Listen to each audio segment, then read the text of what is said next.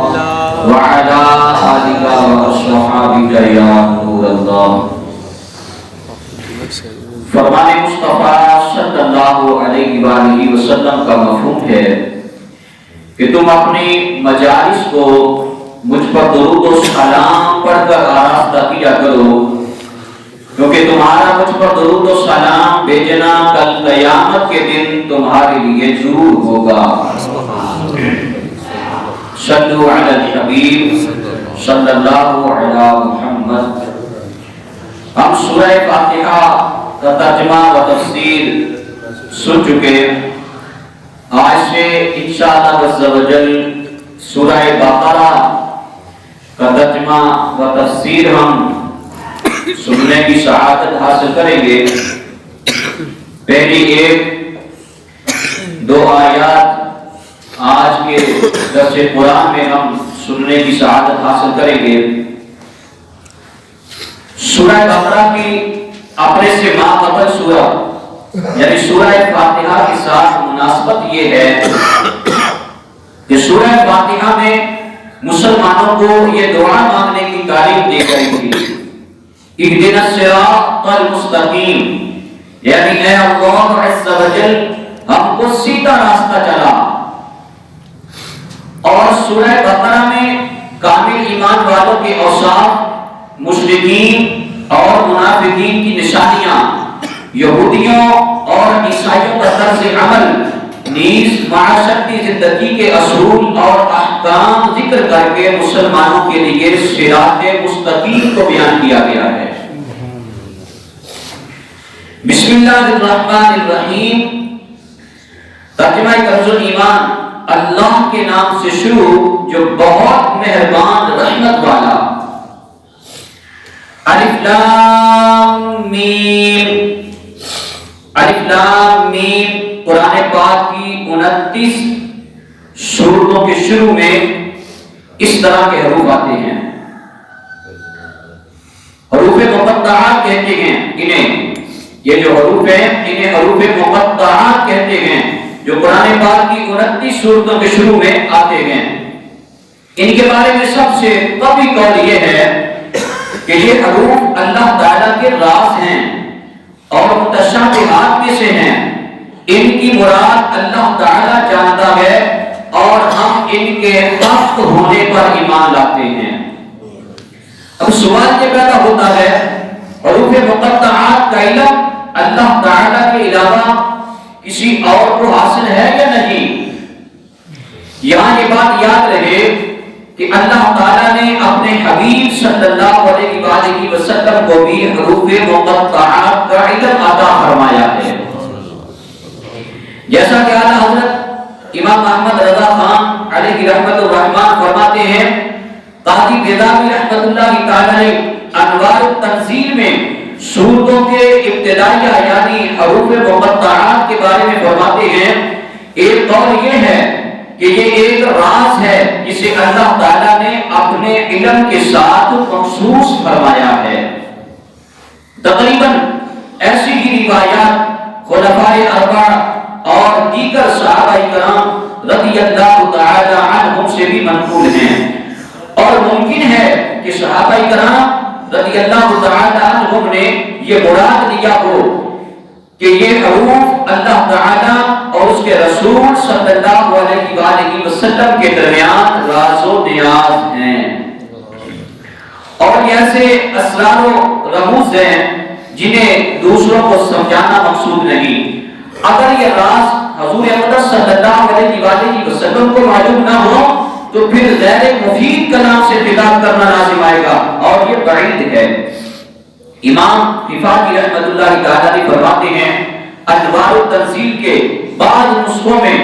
استأثرہ اللہ بعلمہ ہے، اور استأثرہ کی ضمیر رسول اللہ صلی اللہ علیہ وآلہ وسلم کے لیے ہے، اور بعض مقصور پر داخل ہے، یعنی اللہ تعالیٰ نے حضور اقدس صلی اللہ علیہ وآلہ وسلم کو اپنے علم سے خاص کر کے معزز و مکرم فرمایا۔ یعنی مقطعات کا علم صرف اللہ تعالیٰ اور اس کے رسول صلی اللہ علیہ وآلہ وسلم کو حاصل ہے۔ اس معنی کو اکثر سلف اور محققین نے پسند فرمایا ہے۔ علامہ محمود آلوسی رحمۃ اللہ تعالی علیہ فرماتے ہیں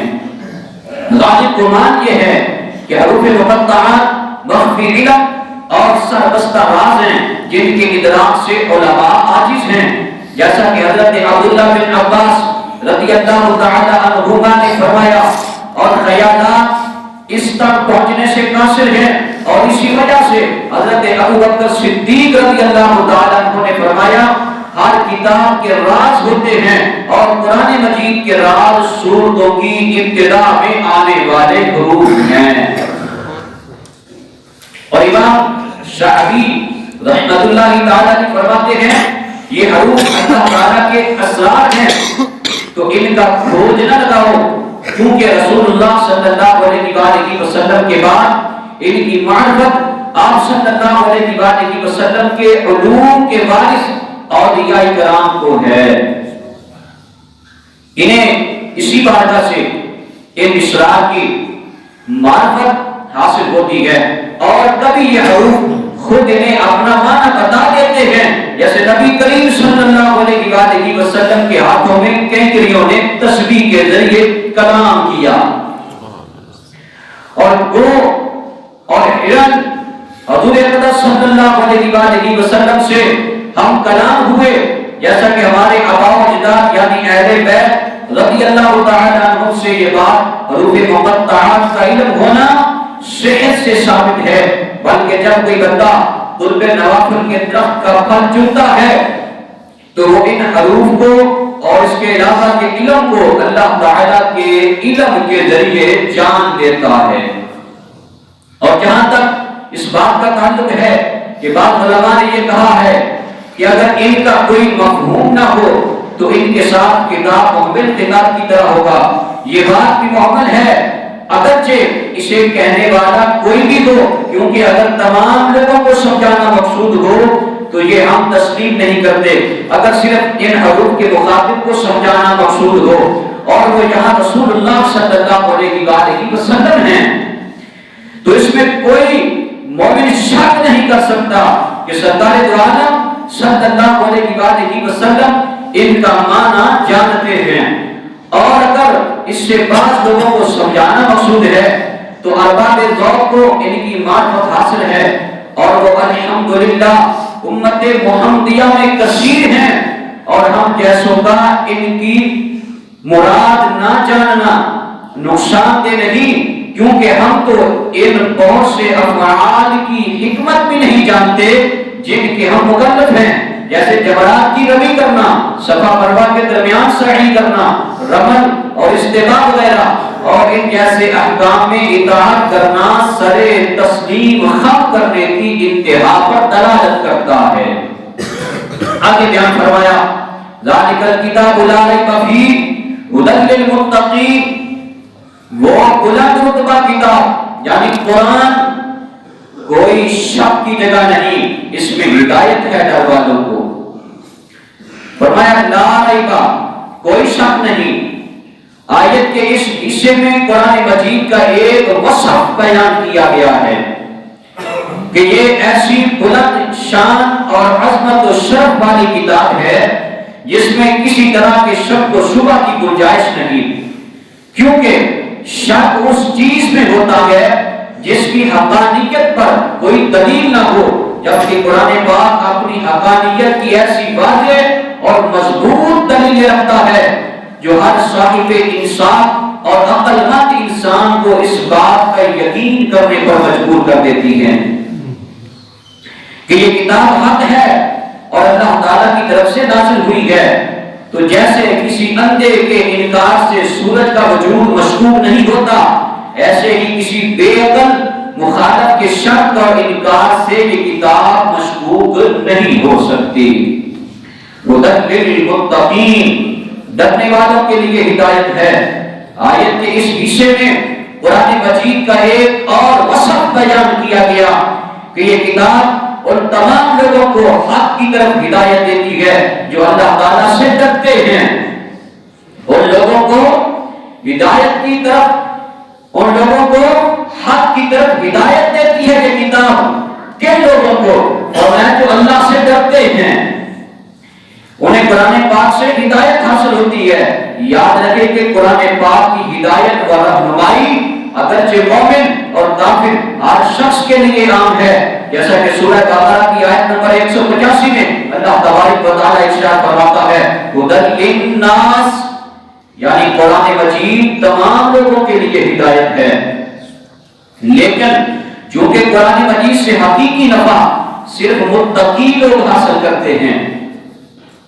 اس لیے یہاں ھدی للمتقین یعنی متقین کے لیے ہدایت فرمایا گیا.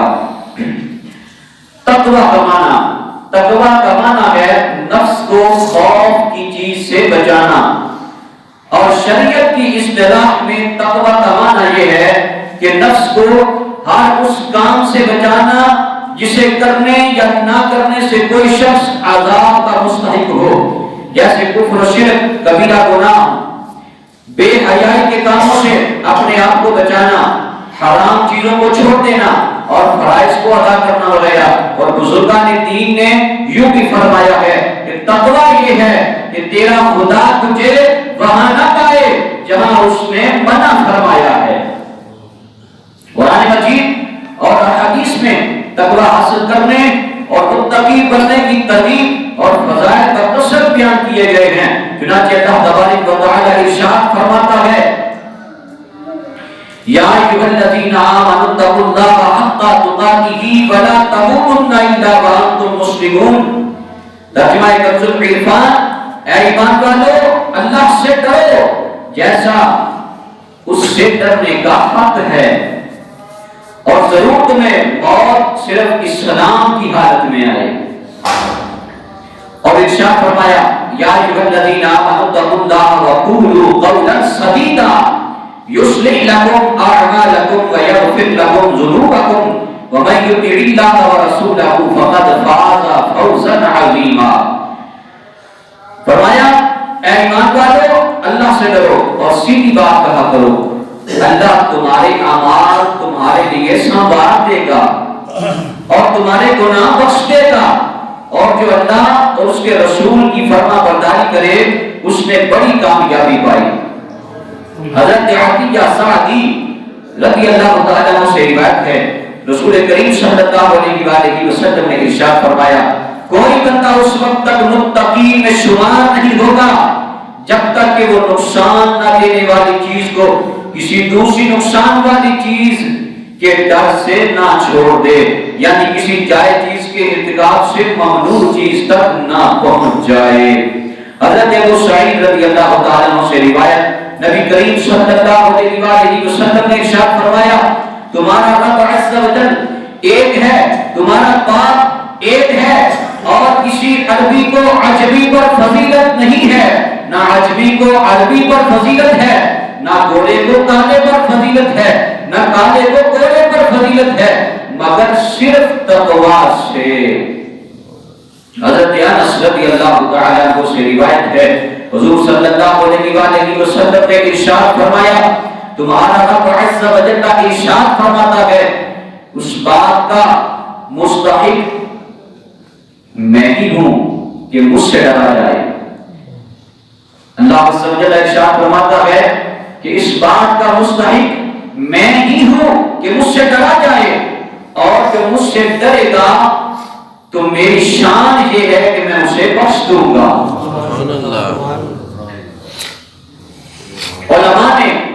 تقوی کے مختلف مراتب بیان فرمائے ہیں، جیسے عام لوگوں کا تقوی ایمان لا کر کفر سے بچنا ہے، متوسط لوگوں کا تقوی احکامات کی پیروی کرنا اور ممنوعات سے رکنا ہے، اور خاص لوگوں کا تقوی ہر ایسی چیز کو چھوڑ دینا ہے جو اللہ تعالی سے غافل کرے. اور حضرت امام احمد رضا خان علیہ رحمت الرحمن کے فرمان کے مطابق تقوی کی 7 قسمیں ہیں. نمبر 1 کفر سے بچنا، نمبر 2 بد مذہبی سے بچنا، نمبر 3 کبیرہ گناہ سے بچنا، نمبر 4 صغیرہ گناہ سے بچنا، نمبر 5 شبہات سے پرہیز کرنا، نمبر 6 نفسانی خواہشات سے بچنا، نمبر 7 اللہ تعالیٰ سے دور لے جانے والی ہر چیز کی طرف توجہ کرنے سے بچنا، اور قرآن عظیم ان ساتوں مرتبوں کی طرف ہدایت دینے والا ہے۔ اللہ تعالیٰ ہمیں متقی اور پرہیزگار بننے کی توفیق عطا فرمائے، آمین بجاہ النبی الامین وصلی اللہ علیہ وآلہ وسلم۔